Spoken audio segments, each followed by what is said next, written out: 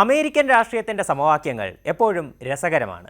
അധികാരത്തിൻ്റെ ഇടനാഴികളിൽ മതപരമായ വിശ്വാസങ്ങൾ വോട്ടായി മാറുന്ന കാഴ്ചകൾ പതിവുമാണ്.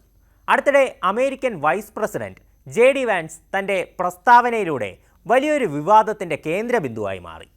ഇന്ത്യൻ വംശജയായ ഭാര്യ ഉഷ വാൻസിനെ ക്രിസ്തുമതത്തിലേക്ക് പരിവർത്തനം ചെയ്യാൻ ആഗ്രഹിക്കുന്നുവെന്ന അദ്ദേഹത്തിൻ്റെ പ്രതികരണം ശക്തമായ പ്രതിഷേധത്തിനിടയാക്കിയിരുന്നു.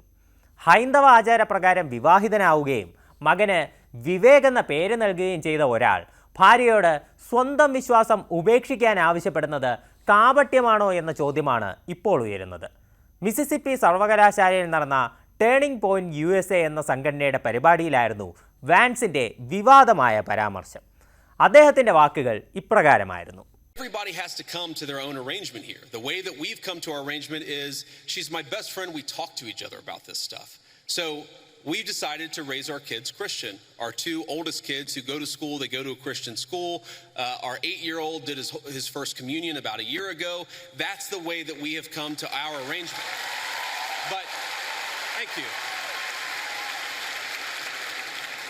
My 8-year-old was also very proud of his first communion. Thank you, guys. I'll tell him that Ole Miss wishes him the best. But I think everybody has to have this own conversation when you're in a marriage. I mean, it's true for friends of mine who are in Protestant and Catholic marriages, friends of mine who are in, atheist and Christian marriages.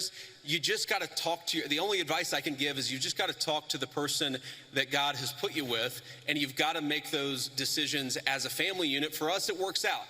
Now, most Sundays, Usha will come with me to church. As I've told her and I've said publicly, and I'll say now in front of 10,000 of my closest friends, do I hope eventually that she is somehow moved by the same thing that I was moved in by church?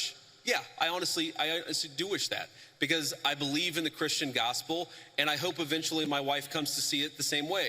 But if she doesn't, then God says everybody has free will, and so that doesn't cause a problem for me.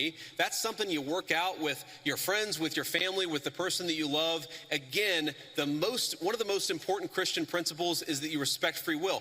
Usha's closer to the priest who baptized me than maybe I am. They talk about this stuff. My attitude is you figure this stuff out as a family, and you trust in God to have a plan, and you try to follow it as best as you can, and that's what I try to do. മിക്ക ഞായറാഴ്ചകളിലും ഉഷ എന്നോടൊപ്പം പള്ളിയിൽ വരാറുണ്ട്. ഞാൻ അവളോട് പറഞ്ഞിട്ടുണ്ട്, പരസ്യമായി ഇപ്പോൾ ഇവിടെയും ഇക്കാര്യം പറയുന്നു. ഞാൻ വിശ്വസിക്കുന്ന ക്രിസ്ത്യൻ സുവിശേഷത്തിലേക്ക് അവൾ ഒരിക്കൽ ആകർഷിക്കപ്പെടുമെന്ന് ഞാൻ പ്രതീക്ഷിക്കുന്നുണ്ട്. പക്ഷേ അങ്ങനെ സംഭവിച്ചില്ലെങ്കിൽ പോലും അത് പ്രശ്നമല്ല. കാരണം ദൈവം എല്ലാവർക്കും സ്വതന്ത്രമായ ഇച്ഛാശക്തി നൽകിയിട്ടുണ്ട്. ഇതാണ് ആ വാക്കുകളുടെ മലയാള പരിഭാഷ. ഇതിനോടൊപ്പം ജെ.ഡി. വാൻസിൻ്റെ മക്കൾ ക്രിസ്തീയ വിശ്വാസമാണ് പിന്തുടരുന്നതെന്നും കൂട്ടിച്ചേർത്തു. ഈ പ്രസ്താവന കാരണം സ്വയം ഒരു ക്രിസ്തുമത വിശ്വാസിയായി പ്രഖ്യാപിക്കുകയും ഭാര്യയുടെ ഹിന്ദു വിശ്വാസത്തെ ഇല്ലാതാക്കുകയും ചെയ്യുന്ന ഒരാളായി ജെ.ഡി. വാൻസ് ചിത്രീകരിക്കപ്പെട്ടു. പലരും തെരഞ്ഞെടുപ്പിൽ ക്രിസ്ത്യൻ വോട്ട് ബാങ്കിനെ പ്രീതിപ്പെടുത്താനുള്ള രാഷ്ട്രീയ തന്ത്രമായിട്ടാണ് ഇതിനെ കണക്കാക്കിയത്. ഉഷ വാൻസ് ജെ.ഡി. വാൻസിൻ്റെ രാഷ്ട്രീയ വളർച്ചയിൽ നിർണായകമായ ഒരു പങ്ക് തന്നെ വഹിച്ചിട്ടുണ്ട്. ഒരുപക്ഷെ പലപ്പോഴും അദ്ദേഹത്തിൻ്റെ വ്യക്തിപരമായ പ്രതിസന്ധികളിൽ ഭാര്യയുടെ വിശ്വാസവും സഹായകരമായിട്ടുണ്ടാകാം. എന്നാൽ ഒരു പദവിയിലിരിക്കുമ്പോൾ ആ മൂല്യങ്ങളെ തള്ളിക്കളയുന്നത് അധികാരത്തിന് വേണ്ടി എളുപ്പമുള്ള വഴികൾ തിരഞ്ഞെടുക്കുന്ന ഒരു രാഷ്ട്രീയക്കാരൻ്റെ പ്രതിച്ഛായയാണ് നൽകുന്നത്.